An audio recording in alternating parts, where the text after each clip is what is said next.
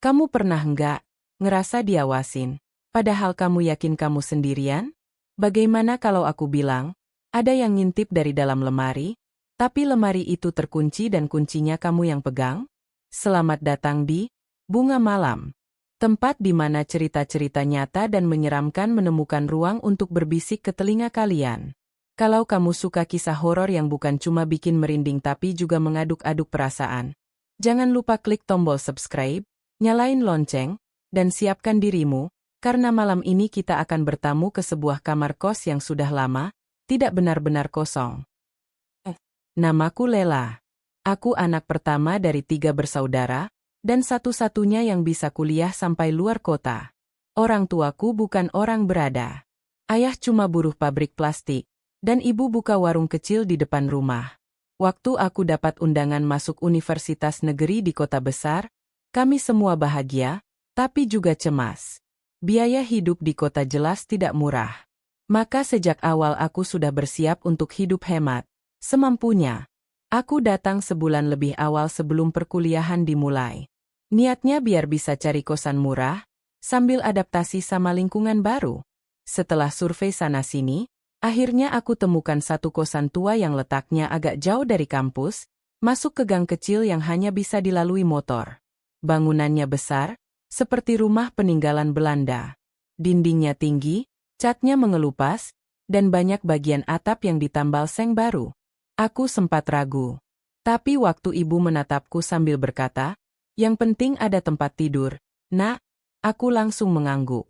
Dalam hatiku pikir, nggak apa-apa jelek, yang penting aman. Kamar nomor 12 itulah yang kemudian jadi tempat tinggalku. Ukurannya tidak besar, mungkin 3x3 meter, tapi cukup bersih. Yang paling menonjol dari kamar itu adalah lemari tua berwarna coklat gelap yang berdiri diam di pojok ruangan. Lemari itu tinggi, hampir menyentuh plafon, dan terlihat sangat berat. Seolah tak pernah dipindah sejak puluhan tahun lalu. Ada guratan-guratan samar di permukaannya, seperti bekas cakar, atau coretan tak sengaja yang tertinggal selama bertahun-tahun. Pemilik kos hanya berkata singkat, "Itu lemari peninggalan dari zaman dulu. Nggak bisa dikeluarin, jadi ya kamu pakai aja, kalau perlu." Aku mengangguk, walau sejak awal hatiku agak mengganjal. Tapi aku pikir, cuma lemari. Hari pertama berlalu dengan cukup biasa. Aku bersih-bersih kamar, menata barang-barang, lalu mulai mengenal beberapa penghuni kos lain. Mereka ramah, tapi tidak banyak bicara soal kosan ini. Mereka cenderung diam saat aku tanya-tanya soal sejarah bangunannya. Yang paling sering ku dengar cuma, "Udah lama banget kos ini, dari zaman ibu kos masih kecil." Seolah semua sepakat untuk tidak membahas lebih jauh. Malam tiba. Aku menyalakan lampu dan mulai berbaring di atas kasur tipis yang kubawa dari rumah. Karena hari itu cukup melelahkan, aku langsung terlelap. Tapi entah kenapa, sekitar jam 1 malam, aku terbangun. Bukan karena suara, bukan juga karena mimpi buruk, tapi karena hawa kamar berubah. Rasanya seperti dingin tiba-tiba. Seperti ada jendela yang terbuka. Padahal aku ingat jelas, aku sudah mengunci semuanya. Aku duduk dan menatap sekeliling. Lampu masih menyala, tapi agak redup. Mungkin karena instalasi listrik di kos ini sudah tua. Dan saat itu aku pertama kali menyadari bahwa posisi lemari agak miring. Padahal siangnya aku ingat betul posisinya sejajar dengan dinding. Sekarang sedikit menyerong. Seolah baru saja digeser. Tapi siapa yang menggeser? Aku langsung mengesampingkan pikiran itu. Mungkin aku salah ingat. Ya, mungkin tadi siang aku yang kurang jeli. Aku berusaha tidur lagi. Tapi sebelum itu, aku berdiri, mendekati lemari itu dan menyentuh gagangnya. Dingin. Dingin sekali, seperti logam yang baru dikeluarkan dari kulkas. Aku menarik napas dalam-dalam, lalu menekan gagang itu. Tidak bergerak. Kuncinya masih tergantung di paku dekat meja belajar, jadi jelas pintu lemari terkunci. Tapi kenapa seolah dia menyimpan sesuatu di dalam? Hari-hari berikutnya berjalan lebih sunyi dari yang kubayangkan. Tidak banyak aktivitas di kos. Rata-rata penghuni memilih menghabiskan waktu di luar, dan pulang hanya untuk tidur. Aku lebih banyak sendiri, apalagi sebelum masa kuliah dimulai. Di malam kedua, keanehan mulai terasa lebih nyata. Sekitar jam 2 pagi, suara itu datang untuk pertama kalinya. Krak, krak, krak. Suara itu seperti kayu yang digaruk pelan. Bukan suara gesekan biasa. Ada ritme tertentu. Seperti gerakan halus, tapi teratur. Awalnya aku pikir itu suara tikus atau kecoa. Tapi semakin lama, suara itu semakin jelas. Seperti jari. Ya, seperti kuku yang menggores kayu dari dalam. Sumber suaranya jelas, lemari tua itu. Aku menutup telinga dengan bantal, berharap itu cuma imajinasi. Tapi suara itu bertahan cukup lama. Lalu tiba-tiba, berhenti. Aku buka mata. Hening. Tapi dalam keheningan itu, aku mulai sadar sesuatu yang aneh. Aku merasa diperhatikan. Bukan dari jendela, bukan dari pintu, tapi dari arah lemari. Perasaan itu begitu kuat sampai bulu kuduku berdiri. Aku menoleh pelan. Lemari itu tidak bergerak. Tapi ada celah kecil, sangat kecil, di antara pintu-pintunya. Dan aku bersumpah, aku melihat sesuatu di sana. Celah itu hanya selebar koin. Tapi di baliknya, aku melihat 2 titik putih kecil. Terlalu simetris untuk sekadar pantulan cahaya. Dan aku tahu, saat aku menatap celah itu, ada yang menatap balik. Tidak berkedip. Tidak bergerak. Hanya diam, seperti sedang menunggu. Aku ingin menjerit, tapi suara tak keluar. Tubuhku seakan tertahan oleh sesuatu. Perlahan, aku mundur, meraih handphone, dan menyalakan senter. Senter kutujukan ke arah lemari. Tapi saat cahaya mengenainya, cahaya itu tidak menembus celah. Seperti diserap. Tak ada pantulan. Tak ada bayangan. Hanya gelap. Mata itu pun menghilang. Aku merinding. Langsung membalik badan dan membaca ayat kursi berkali-kali. Aku tidak tidur malam itu.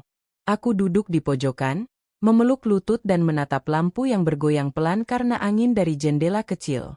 Sekitar jam 4 pagi, suara adzan subuh pertama terdengar. Dan hanya saat itu, aku merasa bisa bernapas lega. Keesokan harinya, aku berusaha bersikap biasa. Tapi rasa takut masih melekat. Aku ingin pindah kamar, tapi kamar lain penuh. Aku pun ragu untuk cerita ke siapapun, takut dikira lebay atau kerasukan halusinasi. Jadi aku cuma simpan cerita itu sendiri. Tapi sejak malam itu, aku selalu tidur dengan lampu menyala, headset terpasang dengan murotal yang kuputar non-stop dari YouTube. Namun rasa takut itu tidak benar-benar hilang. Karena tiap malam, selalu ada suara dari arah lemari. Kadang bisikan, kadang bunyi benda jatuh. Tapi paling sering, suara napas. Ya, napas. Berat, panjang, dan lambat. Seolah seseorang berdiri sangat dekat dari balik pintu itu, bernafas pelan, menyerap udara kamar. Dan aku hanya bisa menunggu pagi dengan tubuh gemetar. Setiap kali aku berani mendekat dan menempelkan telinga ke pintu lemari, aku mendengar sesuatu, suara yang jauh, seperti gumaman, atau mungkin tangisan. Aku tak tahu apa yang sebenarnya tersembunyi di dalam lemari itu. Tapi satu hal yang ku tahu dengan pasti, aku tidak sendirian di kamar nomor 12. Sejak malam saat aku melihat mata itu, tidur menjadi aktivitas yang paling kutakuti. Satu-satunya cara agar bisa sedikit tenang adalah dengan membuat kamar seterang mungkin dan memastikan ada suara lantunan ayat suci yang mengalun dari headset. Tapi malam keempat, tubuhku menyerah. Sekitar pukul 1 dini hari, aku tertidur di meja belajar. Lampu tetap menyala, HP ku letakkan di dekat kepala, dengan aplikasi murotal terus berputar dalam mode ulang. Tiba-tiba aku terbangun. Tapi bukan suara yang membangunkanku. Bukan juga mimpi buruk. Yang membuatku tersentak adalah hawa kamar yang berubah drastis, dingin. Sangat dingin, seperti AC disetel ke suhu terendah, padahal kamar kosku bahkan tidak punya kipas angin. Suara murotal masih mengalun samar dari headset yang kini tergeser dari telinga. Tapi ada yang lain. Ada sesuatu yang mengalahkan suara lantunan itu. Suara napas. Berat. Dekat. Napas seseorang yang bukan aku. Aku diam. Menahan napas. Jantungku berdetak begitu keras hingga bisa kurasakan denyutnya di pelipis. Perlahan, aku mendongak dari meja. Dan saat itu aku melihatnya lagi. Dari posisi dudukku, aku bisa melihat langsung ke arah lemari di pojok kamar. Lemari itu terbuka sedikit. Sangat sedikit. Mungkin tidak lebih dari 1 senti. Tapi cukup untuk membuatku melihat apa yang seharusnya tidak pernah terlihat. Sepasang mata itu lagi. Di balik celah pintu, mata itu ada, menatapku lurus. Tidak berkedip. Tidak bergerak. Seolah menunggu. Seolah tahu aku melihatnya. Tapi kali ini, aku perhatikan sesuatu yang membuat tubuhku benar-benar lumpuh. Mata itu berkedut. Sekilas, hanya sekilas, bola matanya bergerak ke kanan, ke kiri, lalu diam lagi. Bukan pantulan cahaya. Bukan ilusi. Itu hidup. Tubuhku kaku. Aku tidak bisa bergerak. Ingin lari, tapi kakiku berat, seperti dipaku di lantai. Ingin berteriak, tapi tenggorokanku seperti terkunci. Aku hanya bisa menatap balik, dengan tubuh gemetar dan napas tertahan. Detik itu rasanya seperti 1 jam. Kemudian, entah karena dorongan naluri bertahan atau mungkin sisa-sisa keberanian yang kubangun dengan ayat-ayat Al-Quran, aku menoleh cepat, meraih HP, dan menyalakan senter. Cahaya ponselku tujukan ke arah lemari. Celah itu kini kosong. Mata itu hilang. Lemari masih tertutup, meski tetap dalam posisi sedikit terbuka. Aku bangkit dari kursi dan berjalan mundur pelan-pelan, hingga menempel ke dinding di sisi ranjang. Dari sudut kamar itu, aku menangis dalam diam. Bukan karena sedih, tapi karena ketakutan yang begitu pekat. Ketakutan yang membatu, yang membuatku tak bisa berpikir jernih. Aku tak berani tidur. Tak berani keluar kamar juga. Satu-satunya yang kulakukan adalah menunggu fajar, berharap suara adzan subuh menjadi penanda bahwa malam itu berakhir, dan aku masih hidup. Keesokan paginya, tubuhku lemas. Seperti habis sakit. Aku bahkan tidak keluar kamar seharian. Aku hanya rebahan di kasur sambil memeluk selimut dan memandangi langit-langit. Dalam hati aku bertanya, apa yang sebenarnya kulihat tadi malam? Apakah aku sudah terlalu lelah dan mulai berhalusinasi? Tapi bagaimana mungkin halusinasi bisa menatap balik? Beberapa hari aku simpan semua kejadian itu sendiri. Kupendam rapat-rapat. Tidak kuceritakan pada siapapun. Kupikir, kalau aku tidak bicara soal itu, mungkin semuanya akan berhenti. Tapi itu salah. Karena setiap malam, suara dari lemari kembali datang. Kadang pelan seperti napas. Kadang seperti goresan kuku di kayu. Dan malam-malam tertentu, aku melihat celah lemari itu terbuka sendiri. Sedikit. Selalu sedikit. Tapi cukup untuk menunjukkan bahwa ada sesuatu yang hidup di baliknya. Pada malam ke-6, aku tidak tahan lagi. Seusai maghrib, aku memberanikan diri keluar kamar dan bertemu salah satu penghuni lama kos, Mbak Rina. Usianya mungkin sekitar 25 tahun, sudah bekerja di kota ini dan tinggal di kosan sejak kuliah. Wajahnya ramah, dan dari awal dia yang paling sering menyapaku. Mbak, maaf, aku mau nanya sesuatu, tentang kamar nomor 12, kataku pelan. Mbak Rina diam sejenak. Ekspresinya berubah. Lalu ia bertanya pelan. Kenapa, Le? Kamu kenapa? Aku menggeleng. Aku cuma ngerasa ada yang aneh. Dari lemari. Dia menarik napas panjang. Matanya menatap lurus. Kamu udah lihat dia? Ya? Tanyanya, pelan sekali. Jantungku berdegup. Lihat siapa, Mbak? Tanyaku balik, nyaris berbisik.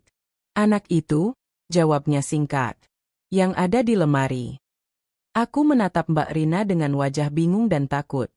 Maksudnya, ada apa, Mbak? Tolong cerita. Aku ngeri sendiri. Dia menggenggam tanganku. Dulu, kamar 12 itu dihuni oleh seorang mahasiswi namanya Rasti. Anaknya pendiam, jarang keluar kamar. Tapi waktu itu dia sempat bilang ke kita-kita, Dia sering lihat ada yang ngintip dari lemari.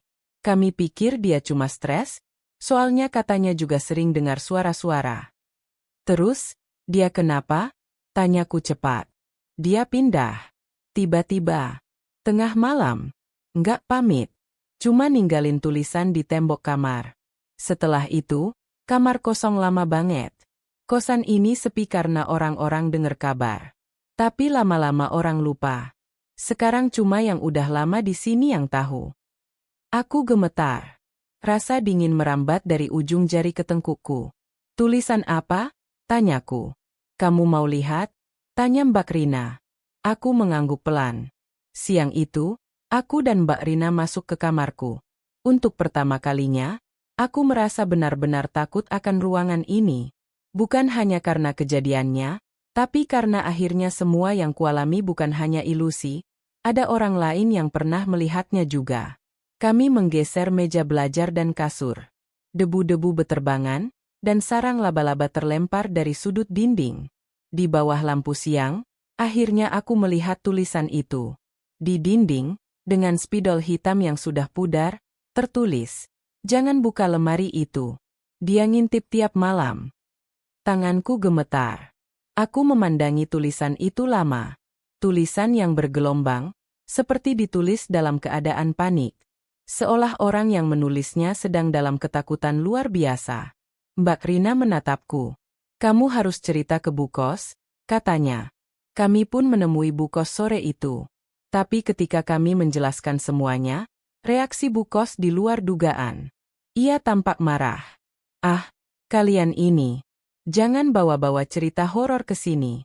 Nggak ada hantu di kos saya. Itu lemari cuma lemari tua. Kalian kebanyakan nonton video horor, katanya keras, sambil menunjuk kami dengan tangan gemetar. Aku menunduk. Ingin marah, tapi juga paham. Mungkin dia tahu, tapi memilih menyangkal. Atau mungkin, dia sudah terbiasa hidup berdampingan dengan yang tak kasat mata. Sejak pertemuan dengan Bu Kos yang menolak semua cerita kami, aku tak lagi berharap banyak dari orang dewasa yang seharusnya bertanggung jawab atas keamanan penghuni kos. Yang tersisa hanyalah diriku sendiri, dan rasa takut yang makin hari makin nyata. Malam itu, untuk pertama kalinya sejak aku pindah ke kamar nomor 12, aku memutuskan tidur dengan lampu kamar padam. Entah kenapa, bagian dari diriku ingin tahu, ingin menantang. Mungkin juga ingin menuntaskan rasa penasaran. Apakah semua ini hanya karena cahaya dan bayangan yang mempermainkan pikiranku? Tapi malam itu, yang datang bukan jawaban, melainkan mimpi. Aku bermimpi berada di dalam kamar kosku sendiri. Sama persis. Meja belajar, kasur, jendela, dan lemari itu. Di dalam mimpi, aku berdiri di depan lemari dengan tubuh yang tidak bisa bergerak. Pintu lemari terbuka sedikit, lalu semakin lebar, dan dari dalamnya muncul seorang anak kecil. Perempuan. Usianya mungkin sekitar 7 tahun. Rambutnya panjang, menutupi sebagian wajah. Ia melangkah keluar dari lemari tanpa suara, dengan kaki telanjang yang menapak lantai dingin. Bajunya seperti seragam SD yang lusuh dan kotor. Ia menatapku dengan satu mata. Mata satunya hilang. Bekas luka hitam menjijikkan menggantikan tempatnya. Aku tinggal di sini, katanya dengan suara parau, seperti suara anak kecil yang bicara dari dasar sumur. Aku nggak suka kamu duduk di kursiku. Aku hanya bisa menatapnya, tubuhku tak bisa bergerak sedikit pun. Aku nggak sengaja, jawabku pelan, dalam mimpi itu, seolah memang ada yang tertinggal dan aku melanggarnya. Pergi, katanya. Atau kamu tidur di dalam lemari. Dan saat ia menunjukku dengan jarinya yang hitam dan bengkok, tubuhku tertarik masuk ke lemari itu, ditelan kegelapan, dan aku terbangun dengan teriakan panjang dan tubuh penuh keringat. Pagi itu, aku sadar. Ini bukan lagi soal suara-suara, mata yang mengintip, atau lemari yang bergeser. Ini lebih dalam dari itu. Ada sejarah yang terpendam. Ada roh yang terjebak. Dan mimpi itu bukan sekadar bunga tidur. Itu peringatan. Aku menghubungi seorang teman SMA yang dulu pernah cerita kalau dia punya sepupu yang sensitif secara spiritual. Namanya Lia. Kami janjian siang itu juga. Saat Lia masuk ke kamarku, dia langsung diam. Dia hanya berdiri di depan pintu dan tidak mau melangkah lebih jauh. Wajahnya berubah. Kamu tinggal di sini? Tanyanya pelan. Aku mengangguk. Dari awal aku udah ngerasa aneh pas masuk gang ini, katanya, lalu matanya mengarah ke lemari. Tapi lemari itu bukan cuma tua.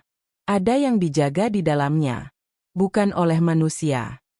Apa maksudmu? Tanyaku nyaris berbisik. Lia berjalan pelan ke arah lemari. Ia tak menyentuhnya, hanya berdiri di depannya dengan tangan memegang liontin yang menggantung di lehernya. Di lemari ini, pernah ada sesuatu yang disimpan. Sesuatu milik seorang anak. Tapi ketika dia mati, barang itu nggak ikut dikubur. Mereka buang. Lemari ini dulunya bukan punya kos ini. Tapi dari rumah tempat anak itu tinggal, dan sekarang dia tetap datang, mencari tempatnya. Aku merasa ingin muntah. Barang apa itu? Lia hanya menatapku, matanya gelap. Boneka. Boneka yang dia buat sendiri. Dan saat dia bilang itu, dadaku terasa sesak. Karena aku tahu aku pernah melihatnya, boneka dengan satu mata dan benang kusut, tersembunyi di rongga kecil di bawah lemari yang retak. Yang saat ku sentuh, membuat suara berbisik muncul di telingaku.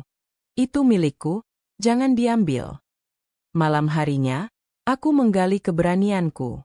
Dalam sunyi kamar yang terasa lebih dingin dari biasanya, aku menyalakan ponsel dan membuka kamera.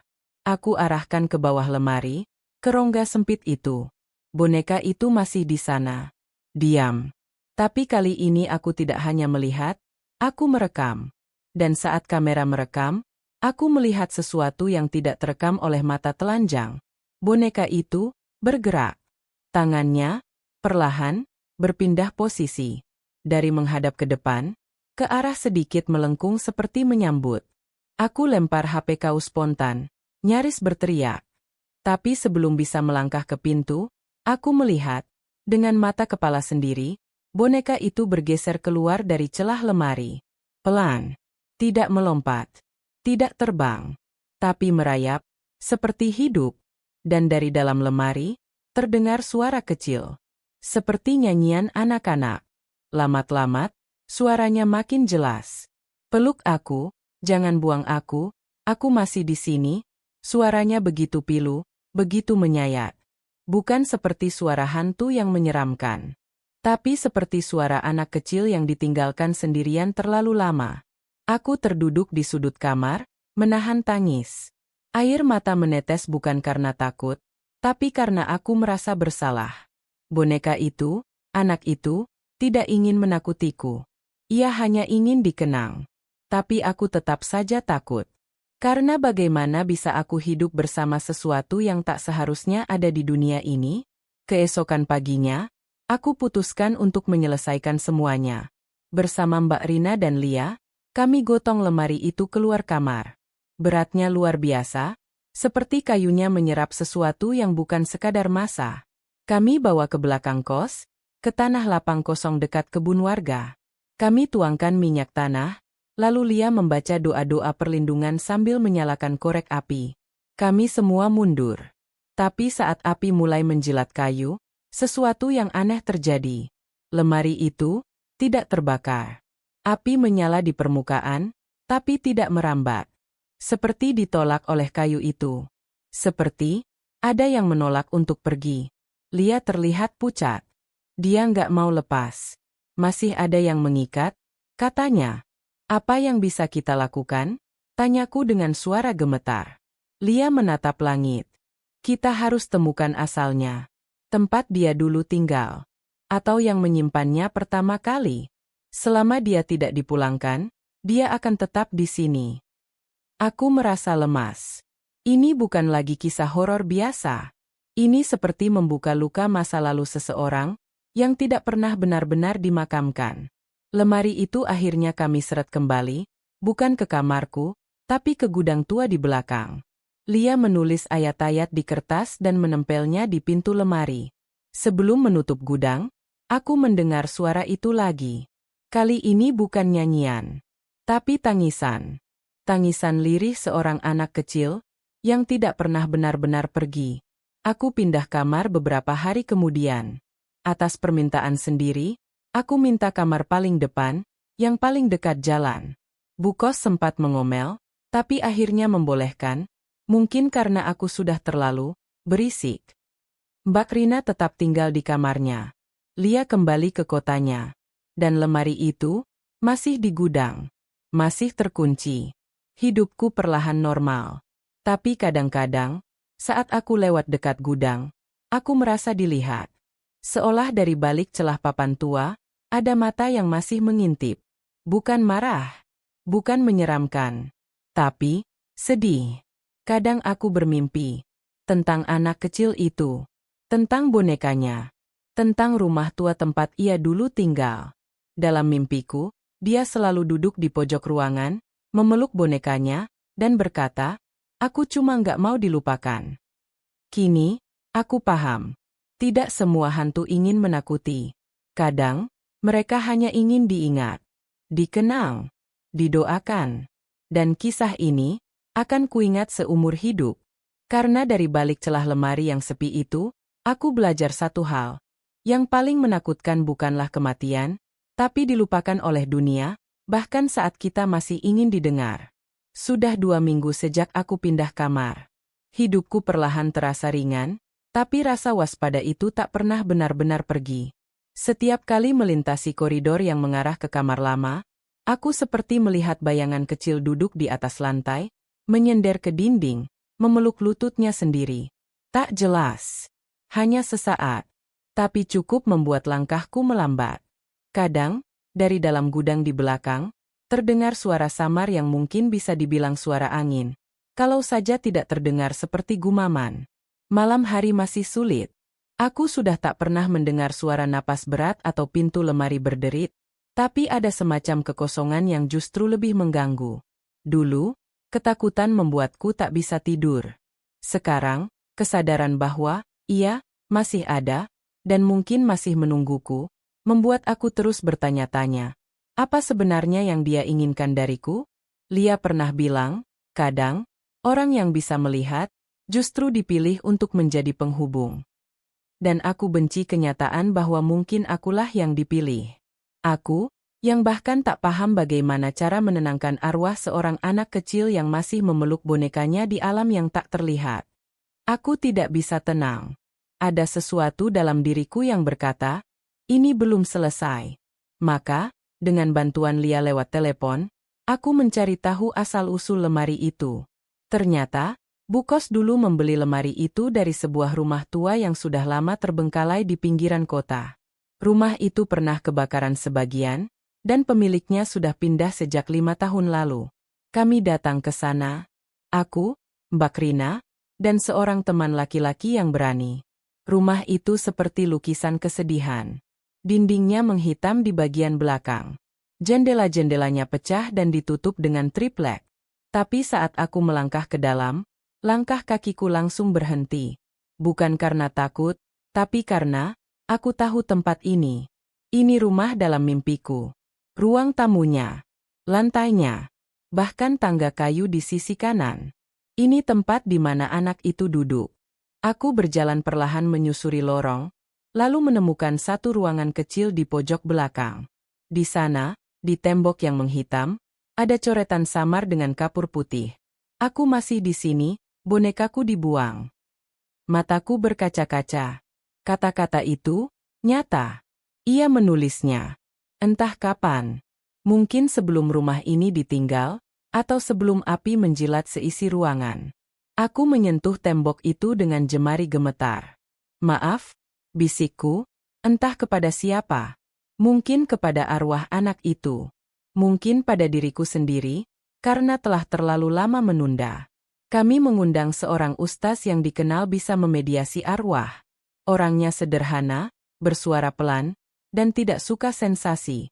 Saat beliau masuk ke kamar nomor 12, beliau hanya berkata, sudah terlalu lama dia menunggu. Kami duduk bersila di lantai, di depan lemari yang telah dibawa kembali dari gudang. Kali ini, tidak untuk disingkirkan, tapi untuk dihadapi. Ustaz itu membuka doa dengan lembut. Lantunan ayat-ayat suci bergema dalam ruangan. Awalnya hening. Tapi 5 menit setelah doa dibaca, suasana berubah. Angin berhembus pelan dari ventilasi, meski semua jendela tertutup. Suara kecil terdengar, tangisan. Tangisan anak perempuan. Tangisan yang membuat dada sesak. Tangisan yang tidak mengancam, tapi memohon.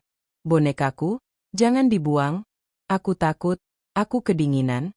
Air mata menetes begitu saja dari mataku. Mbak Rina menutup mulutnya, terisak. Bahkan teman laki-laki kami hanya bisa menunduk. Ustaz itu terus membaca ayat, lalu berkata lembut.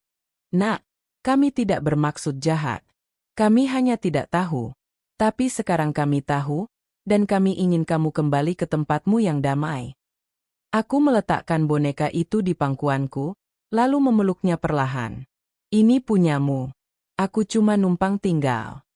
Dan entah bagaimana, aku merasakan kehangatan.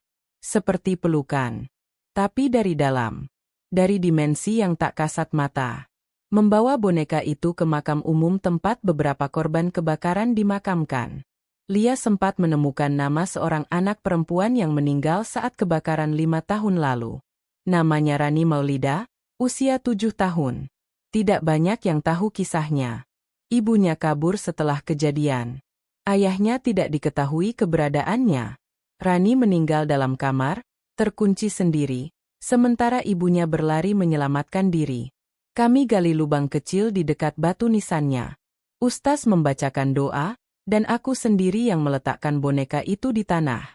Saat ku benamkan boneka itu, hatiku sakit. Seperti melepaskan sesuatu yang pernah menemaniku dalam ketakutan paling sunyi. Tapi aku tahu, itu bukan milikku untuk disimpan. Setelah doa selesai, angin sore bertiup pelan. Tenang.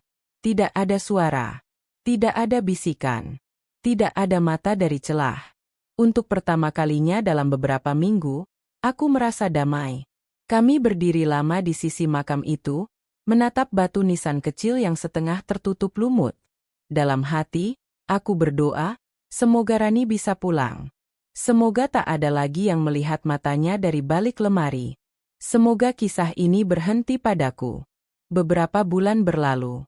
Aku masih tinggal di kosan itu, tapi bukan lagi di kamar nomor 12. Kamar itu kosong. Bukan karena larangan, tapi karena tak ada yang betah lama-lama di sana. Anehnya, setelah semua itu, aku sesekali justru masuk ke kamar itu untuk sekadar duduk. Diam. Memandang lemari tua yang masih berdiri di sudut ruangan. Kali ini, tidak ada celah. Tidak ada mata. Tapi ada kenangan. Kadang aku bicara sendiri. Halo, Rani. Semoga kamu sudah senang di sana. Kadang aku memutar murotal dan membiarkannya mengalun selama beberapa menit. Seolah ingin memberinya bekal doa, entah ia bisa mendengarnya atau tidak. Dan setiap kali aku menutup pintu kamar nomor 12, aku selalu menoleh sekali lagi ke arah lemari itu. Bukan dengan takut, tapi dengan haru.